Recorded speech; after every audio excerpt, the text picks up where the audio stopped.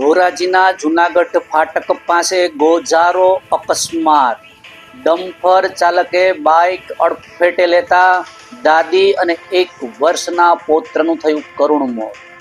નમસ્કાર, સહજ જનસંદેશ સાથે હું છું ગોપાલ ભેસાણ.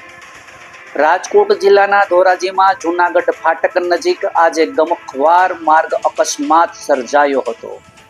પૂર ઝડપે આવી રહેલા ડમ્પરે બાઇકને અડફેટે લેતા બાઇક પર સવાર દાદી અને તેના 1 વર્ષના પૌત્રનું ઘટના સ્થળે જ કરુણ મોત નીપજ્યું હતું.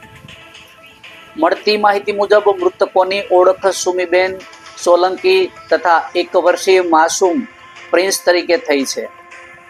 અકસ્માતમાં રાકેશભાઈ ગંભીર રીતે ઈજાગ્રસ્ત થયા અને તેમણે તાત્કાલિક સારવાર માટે હોસ્પિટલમાં ખસેડવામાં આવ્યા હતા. અકસ્માત બાદ ડમ્પર ચાલક પોતાનું વાહન સ્થળ પર છોડી ફરાર થઈ ગયો હોવાનું જાણવા મળ્યું છે.